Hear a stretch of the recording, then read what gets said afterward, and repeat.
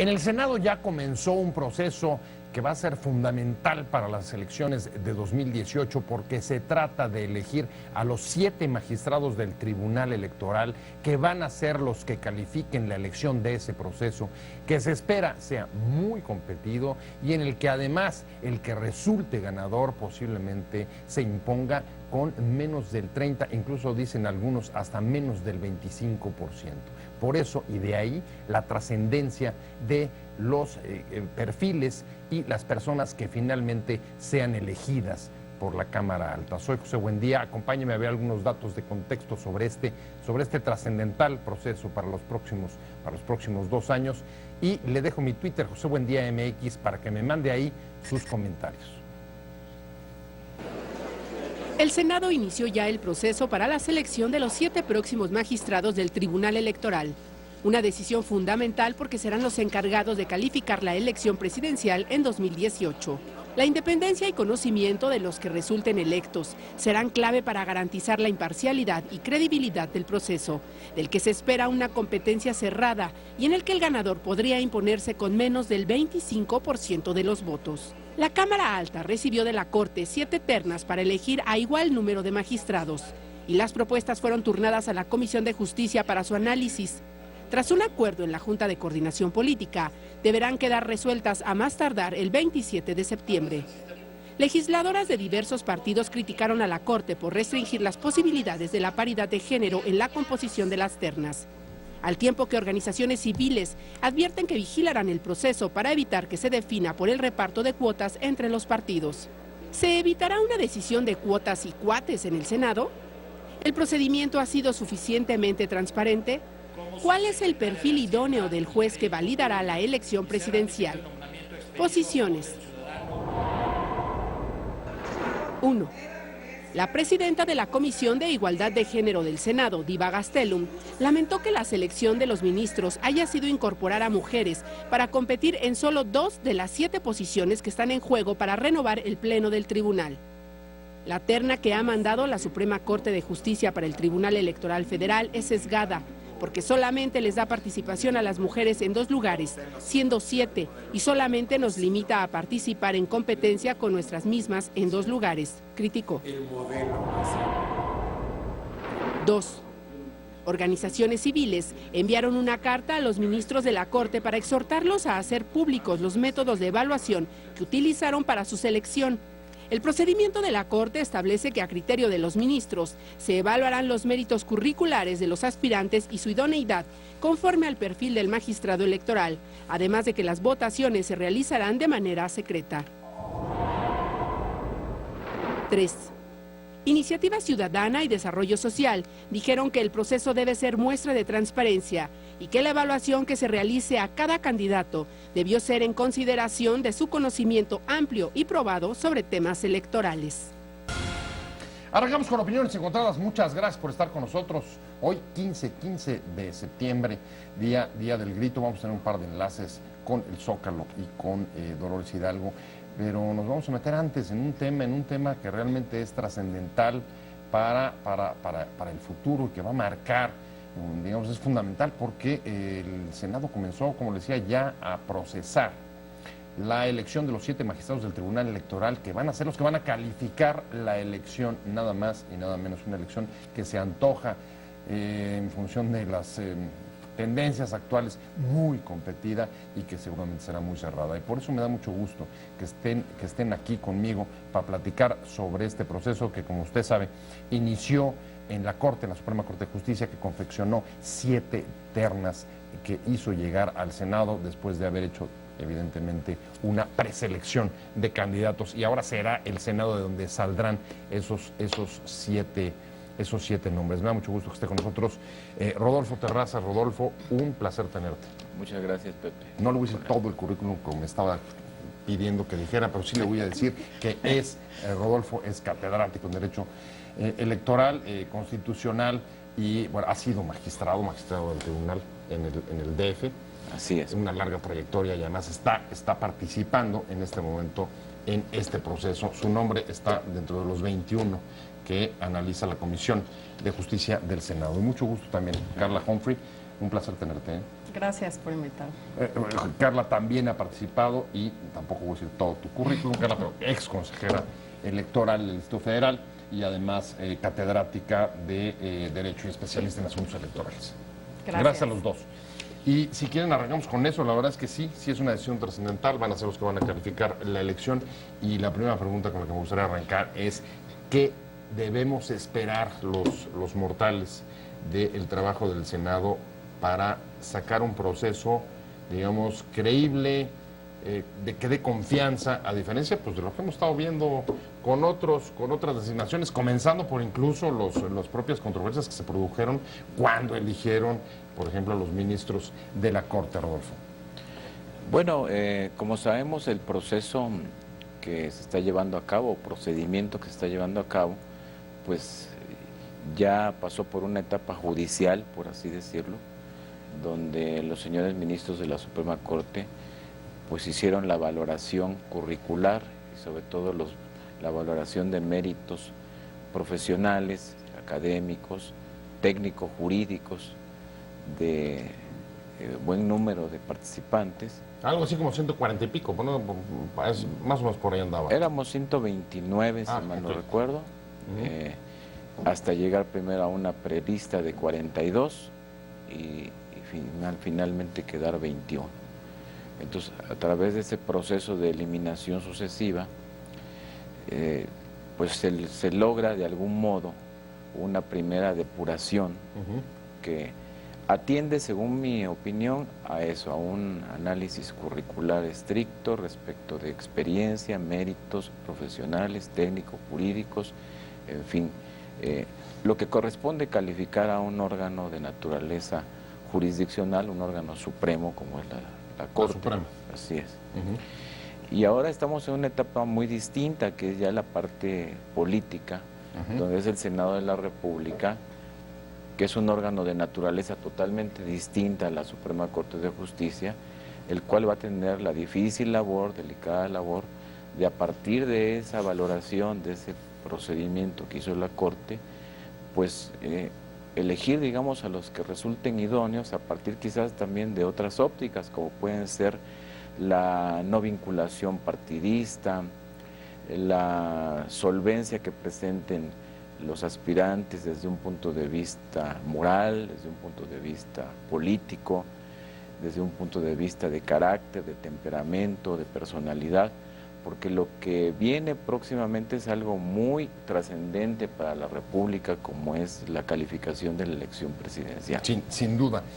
Dice bien Rodolfo, que se trata pues justo de hacer una valoración, o sea, en el fondo de eso se trata todo el proceso, y cuando yo decía, a ver, es urgente y es necesario, imprescindible dar credibilidad y confianza, es porque el paso de esto en la Corte tuvo observaciones importantes, sobre todo de organizaciones de la sociedad civil, que no vieron que hubiera, digamos, suficiente explicación de los motivos que llevaron a la elección y a la confección de estas 7 ternas de los 120 y pico que participaron en el principio. ¿Cómo darle? ¿O qué le faltó? Primero, ¿qué le faltó a la Corte? Y luego, ¿cómo darle esta confianza y credibilidad, Carla? Bueno, me parece que es un proceso largo, porque son varios meses. El Senado tiene que tener ya el nombramiento seleccionados el 30 de octubre a quienes deban integrar la Sala Superior, que es la primera vez, bueno, la última vez que se renueva en su totalidad, porque a partir de ahora empezarán a ser escalonados.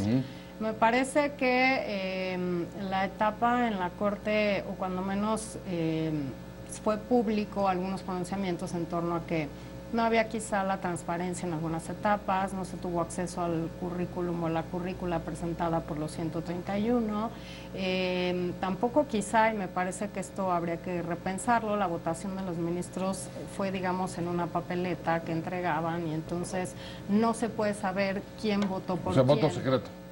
Sí. Y también algunos pronunciamientos en torno a quienes tenían acreditada experiencia en derecho electoral y quienes no la tenían. Y me parece que eso también es un asunto que ha estado rondando o ha estado cuestionado respecto de esta primera parte. Bueno, después las comparecencias fueron públicas, todos las vimos. Obviamente, pues hay algunas comparecencias obviamente mejores que otras. Se seleccionó una lista de 42 y ahora ya estamos con una convocatoria de la Comisión de Justicia. A mí me hubiera gustado quizá ver a los 3 integrantes de una terna compareciendo al mismo tiempo, porque me parece que como legislador tienes a lo mejor mucho más plástico o candidatos que quizá hacerlo uno por uno. Me parece que después de ver a 42, 10 minutos, más 2 rondas de preguntas por cada uno de los partidos, en fin. Se te olvida hasta la lista. Exacto, la lista, qué contestó quién. Me parece que hay que tenerlos ahí para palpar muy claramente cuáles son las diferencias entre unos y otros. Y bueno, desde luego la integración de las ternas que hace la propia Corte. Pues han habido múltiples exámenes respecto a qué perfiles están integrados en estas ternas y sin duda lo más importante es que este tribunal no solo calificará la elección presidencial en el 18, sino que será el día o la elección, el año en que más elecciones coincidan. Claro, ya son concurrentes. Arriba de 30, o sea, el trabajo que tiene ese tribunal, ese nuevo tribunal es monumental, colosal, y las implicaciones entonces de ver quién llega, quién conoce la materia electoral, cómo resuelve, ha estado o no en contacto con esta materia, me parece trascendental. No sé si estés dispuesto a no dormir varias semanas cuando vengas a elección en caso de que quedes, Rodolfo, pero pues, la perspectiva es ser una sobrecarga de trabajo extraordinaria. Mal acostumbrado estoy, Pepe, porque pues ya son casi 30 años que yo estoy dedicado a la materia. Me han tocado jornadas muy intensas de trabajo durante las distintas etapas en las que he formado parte de distintos órganos. Ahora, ese es el punto. Una de las, aunque no es explícito los criterios, en efecto, ni siquiera desde cuando empezó el tema en la Corte, para hacer esta valoración, una valoración generalmente pues necesitas decir qué o a partir de qué vas a valorar, eso no lo tuvimos en la Corte, pero digamos que de la selección o la preselección que hicieron, sí comienzan a inferirse algunas, digamos, tendencias, y una de ellas, creo que la apuntaba Carla, ha habido como una cierta tendencia de los ministros de, por un lado, privilegiar o empujar funcionarios judiciales y por otro lado, sí, respetar el que ahí lleguen personas especializadas. O sea, parece que hay como un cierto reparto de cuotas, digamos, no de amigos ni partidistas, sino que el primer reparto en la Corte fue más bien gremial. La Corte dijo, el tribunal está bajo mi jurisdicción y necesitamos tener gente del judicial ahí dentro. No sé si compartas, y si compartes, ¿cuál es la consecuencia de eso? No es la primera vez que la Suprema Corte de Justicia propone como candidatos a magistrados gente que proviene de una carrera judicial, pasando por juzgados de distrito, tribunales de circuito, etcétera. La primera integración que tuvo a su cargo la Suprema Corte de realizar tuvo esta presencia también de magistrados y jueces de carrera. La primera integración. Porque, digamos, ¿verdad? Que había muchos menos especialistas en derecho electoral. Sí. En esta que siguió, en 2006, también hubo un criterio similar, pese a que ya había también una expertise importante de especialistas en la materia electoral. Y ahora se vuelve a repetir esta tendencia. ¿Y ha sido positivo? ¿Esto ha sido positivo? En mi concepto, sí. Esta, digamos, distribución gremial, ¿tú cómo la ves? Rodolfo dice que sí, ¿tú cómo la ves? A mí me parece que... ¿Se logran equilibrios ahí o es un reparto de más bien, digamos... Yo creo que gremial? Yo coincido contigo, en las primeras integraciones me parece que era claro que no había una cantera de especialistas electorales. Y me parece que pues ya después de tantos años, me parece que hay, ya vemos muchos pues que nos hemos dedicado a la materia electoral. El Tribunal Electoral pasa a formar parte del Poder Judicial de la Federación hace 20 años. Y creo que en ese sentido, sin desdeñar, porque yo no soy quien a juzgar la currícula de cada uno de los que están hoy en ternas, de los 21, sí me parece que claramente hay personajes que tienen una carrera en el Poder Judicial de mucho prestigio, pero también es cierto que hay muchos que ya tienen un sólido prestigio en materia electoral que quedaron fuera. Entonces, sí es cierto que se habla y se habló de una especie de equilibrio, de que algunos tenían que provenir del Poder Judicial y otros entonces claramente de la materia electoral. Y creo que además se parte de un principio o de una idea que todavía parece que no permea, que el Tribunal Electoral forma parte del Poder Judicial. Creo que para algunos parece que el Tribunal Electoral no es propio todavía del Poder Judicial. Pues parece que la Corte se los quiere recordar con la integración.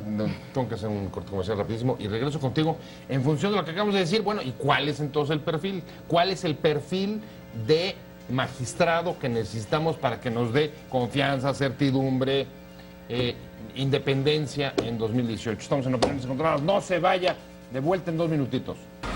Estamos hablando de la elección de los 7 magistrados que van a integrar el Tribunal Electoral, que va a calificar la elección. La elección presidencial de 2018 ya está en marcha, está en el Senado, y me quedé contigo, Rodolfo Terrazas, después de lo que platicamos digamos, de algunos de los elementos que han estado en juego en la discusión desde la Corte, ahora en el Senado. ¿Cuál es, desde tu punto de vista, el perfil de funcionario que se necesita, de magistrado que se necesita para dar confianza, tranquilidad, que sea independiente, que tenga conocimiento de la materia, que logre ponerse, y tú lo sabes, digo, ahí las presiones son fuertísimas. Sí, claro. Bueno, retomando con lo que terminábamos hace un momento respecto de si aquí hay un reparto gremial por cuotas, por segmentos, al cual nos haya acostumbrado la Suprema Corte, yo tengo una posición distinta. Lo que pasa es que el primer tribunal que hubo, aquí mi compañera de debate creo que tendría unos 10 añitos de edad, eran puros profesores universitarios. En la primera experiencia, claro, aquel llamado Tricoel por mi querido maestro don Ignacio Burgoa, que fueron maestros de muchos de nosotros, claro, profesores, era un órgano académico realmente. Y aquella experiencia fue muy dura y complicada. Entonces, a medida en que se transforma el tribunal y se va volviendo de un tribunal administrativo, porque así se le calificaba, a un tribunal de plena jurisdicción, empieza a haber ya la presencia de magistrados y ya jueces formados en el ámbito de la jurisdicción. Luego, cuando tú trasladas a un tribunal constitucional autónomo, un órgano jurisdiccional autónomo, al Poder Judicial, que siempre se ha regido bajo los cánones de la carrera judicial, pienso que era natural también que se le tuviera que dar intervención a estos magistrados de carrera. De 96 a 2006 ya habían pasado bastantes años como para que no hubiera una magistratura 10 años. Experta, ¿no? Y esta combinación entre académicos, especialistas electorales y jueces de carrera, creo que ha sido al final del día una feliz concurrencia. Creo que en realidad las distintas integraciones han cumplido y han cumplido bien con México.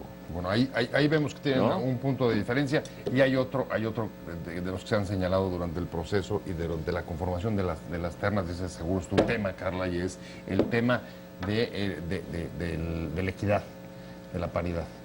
A lo más van a salir de ahí 2 mujeres, porque fueron sembradas en solo 2 ternas. Se van a eliminar entre ellas, vaya.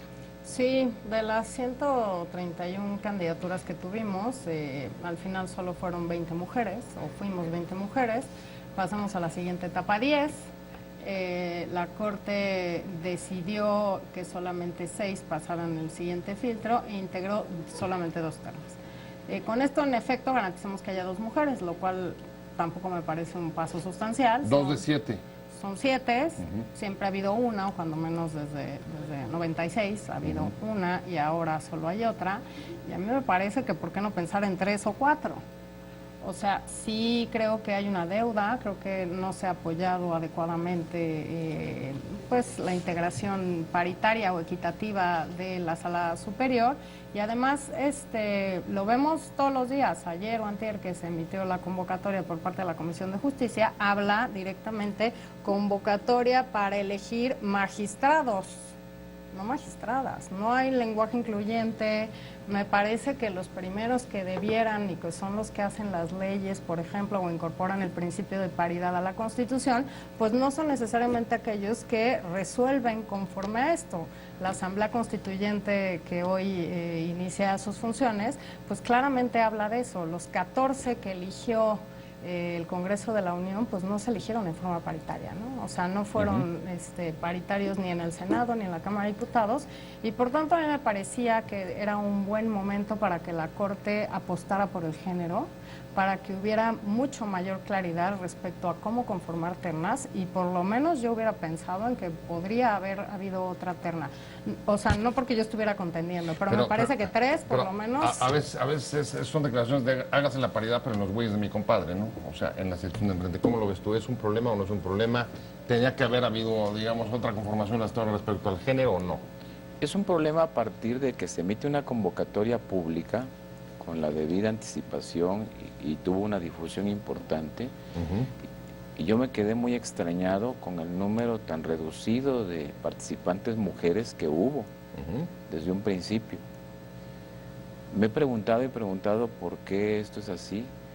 Pues al igual que Carla Humphrey, hay muchas especialistas, funcionarias, tanto de los órganos electorales administrativos como jurisdiccionales. Magistradas, consejeras. Yo sí esperaba que con todo este movimiento que ha habido, que yo aplaudo, de inclusión y de paridad y de igualdad sustantiva, pues se inscribieran más aspirantes mujeres. Creo que no pasaron de una veintena.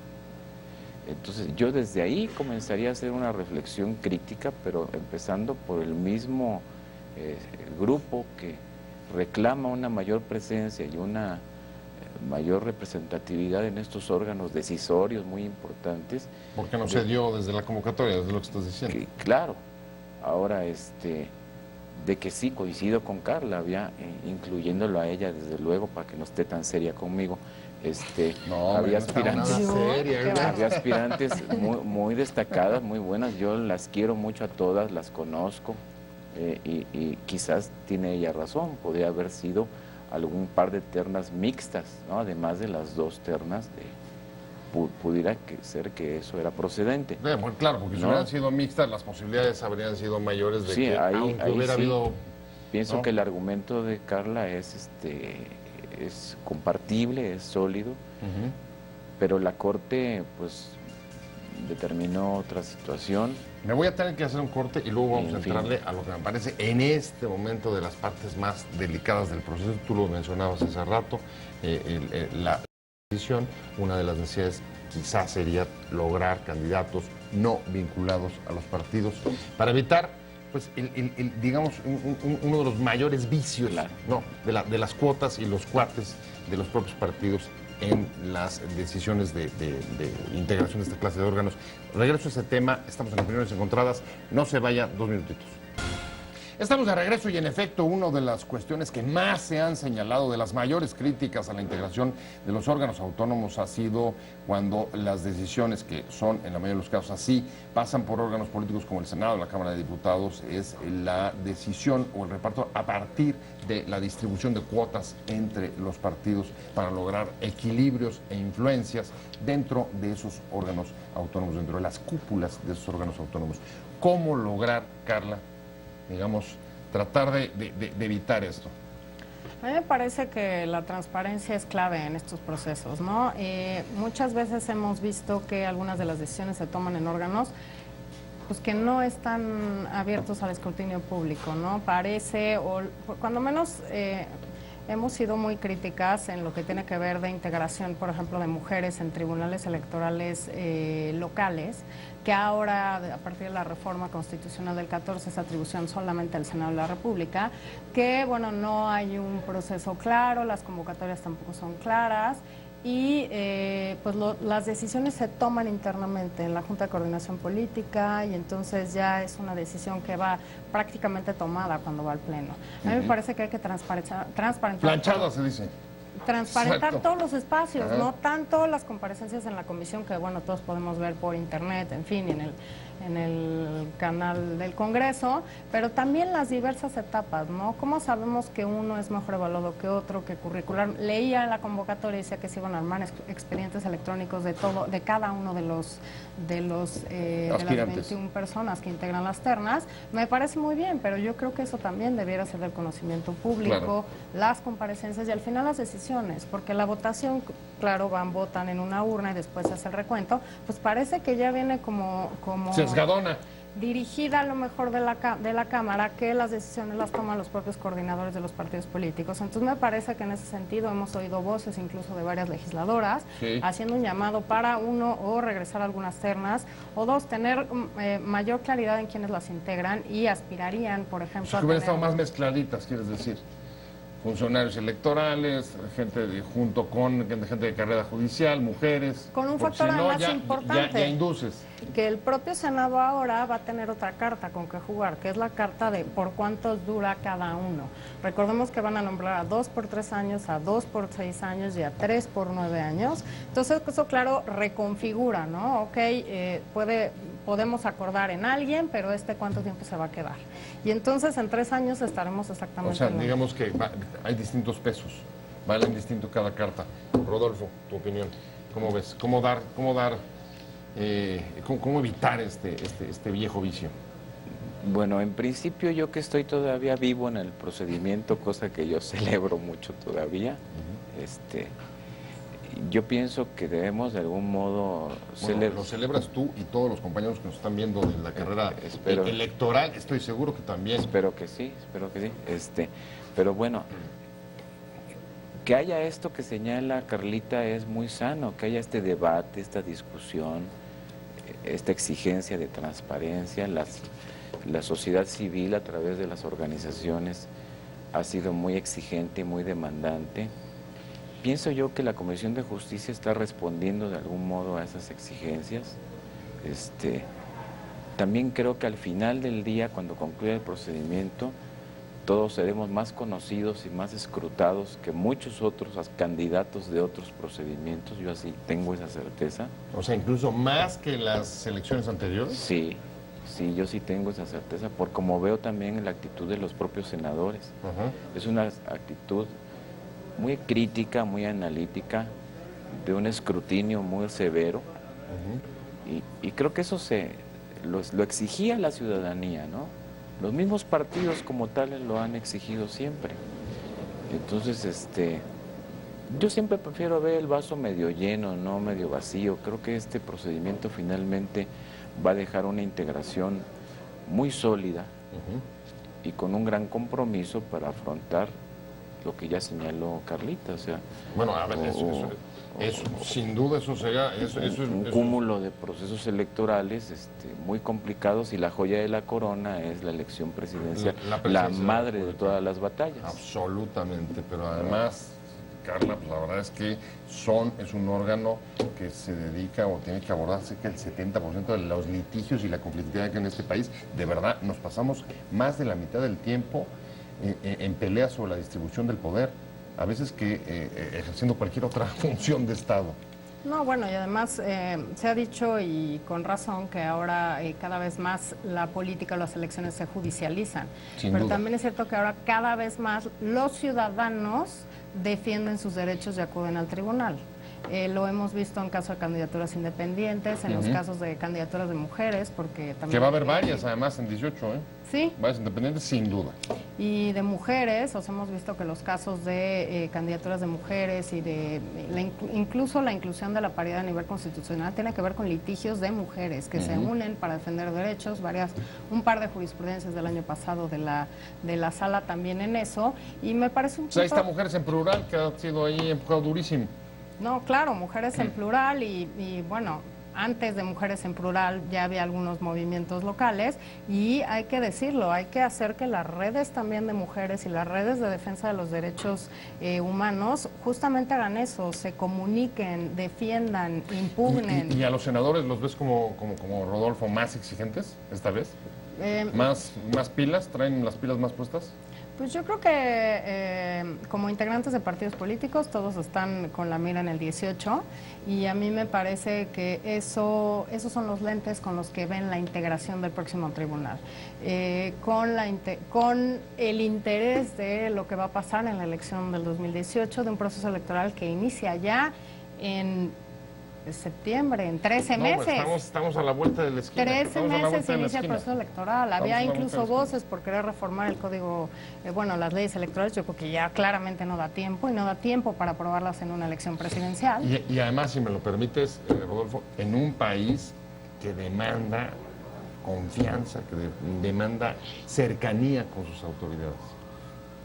Así es, yo en cambio veo que los senadores en este proceso sí tratan de ser lo que son, o sea, como legisladores de la República, como representantes políticos de las entidades a las cuales representan, en fin, del electorado en general, y no tanto supeditados a las directivas o a los lineamientos de los partidos políticos. O sea, que están trabajando, digamos, con relativa, al menos relativa autonomía en el Senado. Creo que como auténticos parlamentarios, yo por lo menos que estoy recorriendo el camino, lo percibo en el ambiente, en la actitud, en las críticas que ellos vierten y en los comentarios tan duros que expresan.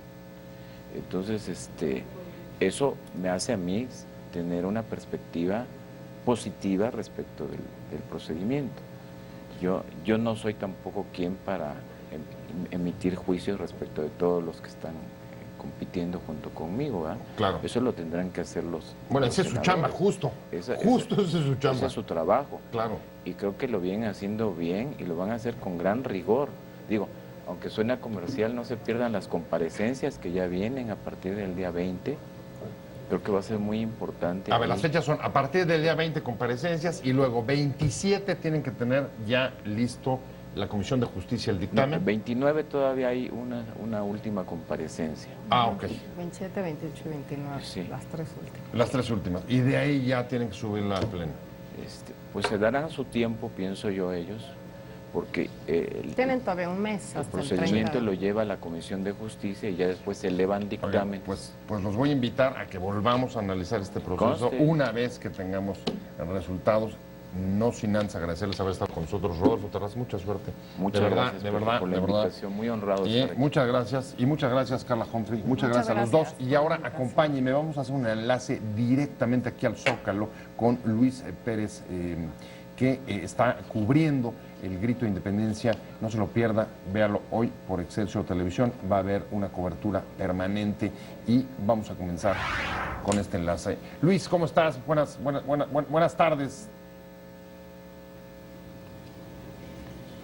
José, muy buenas noches. Nos encontramos aquí en la Plaza de la Constitución, donde se encuentra poco más de la mitad, casi 3/4 partes, la plancha del Zócalo aquí en la Plaza de la Constitución, ya ocupada por la gente, pues en espera que den las 11 de la noche para la ceremonia del grito. Por lo pronto están escuchando canciones que interpreta la cantante Lucero.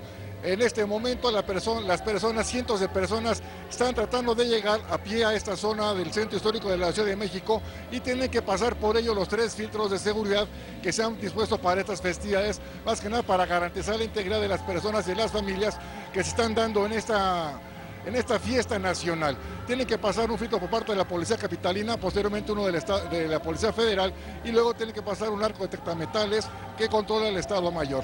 Tienen que evitar traer envases de vidrio, de lata, armas punzocortantes, pistolas, juguetones, algo que no puede ser utilizado como proyectil y sobre todo más que nada lo que se indicó mucho, que no tengan los señaladores de rayo láser. Esta es una fiesta nacional familiar que la gente nos necesita desde poco más del mediodía. En las inmediaciones hay puestos de venta de banderas, frituras, antojitos mexicanos. Es mi reporte aquí desde la Plaza de la Constitución. 43 a esta hora más o menos, ¿cuál es el aforo que hay ahí en la Plaza de la Constitución? ¿Medio vacía, medio? Pues tengo casi poco más de 3/4 partes, podemos decir casi 60,000 personas las que se han dado cita aquí en la plancha del Zócalo, en espera de que se dé el grito de la independencia a partir de las 11 de la noche. Muchas gracias, Luis. Vamos a seguir con atención tu cobertura. Muchas gracias sobre todo a usted por haber estado con nosotros en Opiniones Encontradas. Nos vemos próximo lunes aquí, 7 de la tarde desde la esquina de la información. Y mientras tanto, que tenga un buen fin de semana, buenas fiestas, diviértase, páselo bien. Adiós. Te invitamos a seguir cuestionando la información con los siguientes videos.